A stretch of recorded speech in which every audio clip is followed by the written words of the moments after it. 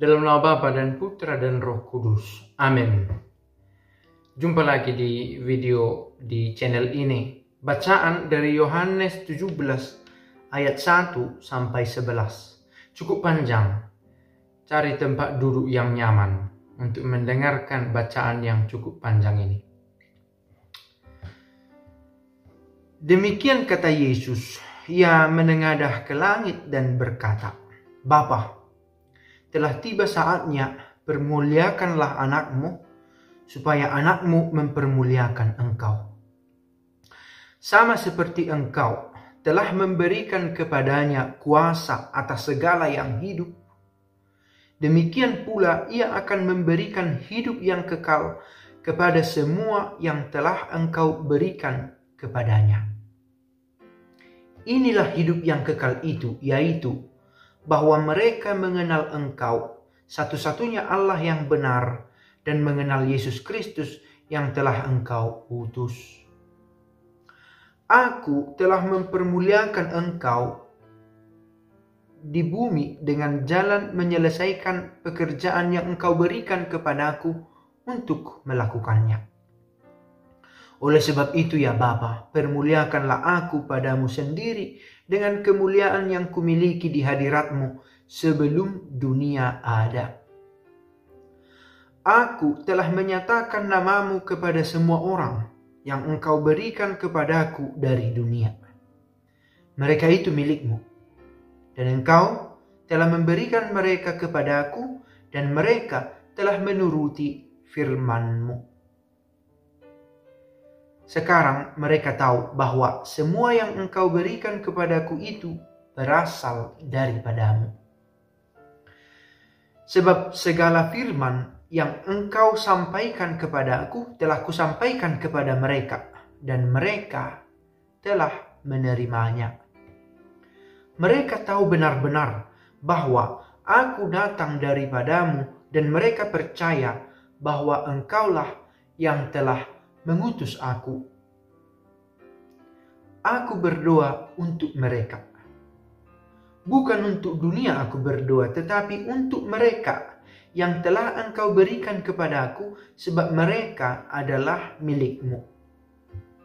Dan segala milikku adalah milikmu, dan milikmu adalah milikku, dan aku telah dipermuliakan di dalam mereka. Dan aku tidak ada lagi di dalam dunia, tetapi mereka masih ada di dalam dunia. Dan aku datang kepadamu ya Bapa yang kudus. Peliharalah mereka dalam namamu, yaitu namamu yang telah engkau berikan kepadaku, supaya mereka menjadi satu sama seperti kita. Supaya mereka menjadi satu. Ut omnes unum sint, supaya semua ini menjadi satu, sama seperti kita. Apa dasar dari kesatuan kita? Allah yang satu. Nah, itu alamat pencarian, alamat yang kita tuju sebagai orang Kristen, bersatu dengan Allah. Belakangan ini saya berpikir tentang betapa pentingnya merenungkan hari akhir hidup kita sebagai hari akhir dalam perjalanan menuju kepada Bapa. Dengan memikirkan bahwa hari akhir tiba. Apa maksudnya hari akhir ini? Hal-hal mengenai akhir dari hidup kita di dunia ini. Tidak selamanya kita di dunia ini. Aku berdoa untuk mereka, bukan untuk dunia ini aku berdoa, tetapi untuk mereka. Karena dunia ini akan seperti begini, dengan segala pernak-perniknya, tetapi kita datang dan pergi.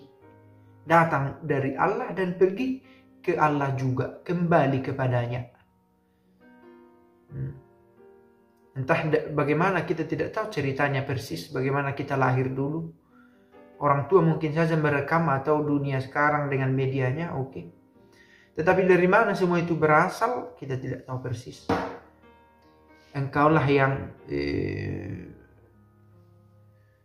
menganyam, apa istilah yang dipakai dalam bahasa Indonesia dalam kitab perjanjian lama itu. Menenun aku di dalam rahim ibuku. Bagaimana dalam rahim itu embrio berkembang menjadi bayi yang kemudian dilahirkan. Yang adalah kita. Lalu begitu waktu berjalan makin besar, banyak cerita kita buat dalam hidup.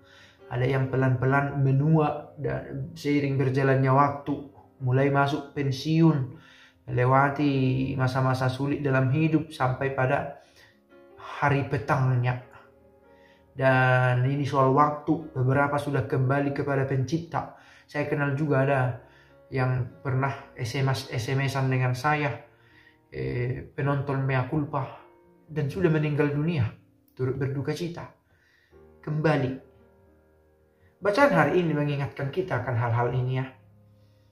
Akan kesatuan dengan Bapa, dan kesatuan itu kelak semakin nyata. Kini belum karena kita masih di dunia ini. Tetapi meskipun kita masih di dunia ini, kita mau merenungkan bahwa kesatuan dengan Bapa itu ada dari datang dari Kristus sendiri yang membawa kita kepadanya, dan kita adalah miliknya. Menyadari kita ini milik Allah, maka kita tahu kepada siapa kita kembali, kepada siapa kita mempertanggungjawabkan yang kita lakukan. Persoalannya adalah mata hati kita tidak selalu terbuka melihat realitas spiritual ini. Kita katakan realitas itu karena memento mori, ingatlah kau juga akan mati. Kan begitu. Kita memiliki waktunya masing-masing. Dan pandangan akan hal ini tidak selalu terang dalam perjalanan hidup karena banyak penghalang di kebiasaan sehari-hari. Tetapi kita yakin bahwa dengan bacaan-bacaan ini, dengan renungan-renungan kita dibantu menyadari inilah titik pencapaian dalam hidup kita. Yang lain ini adalah bebungaan, bunga-bunga yang ada di perjalanan. Dalam perjalanan hidup kita banyak peristiwa-peristiwa besar. Kita tidak bisa juga pandang sepele.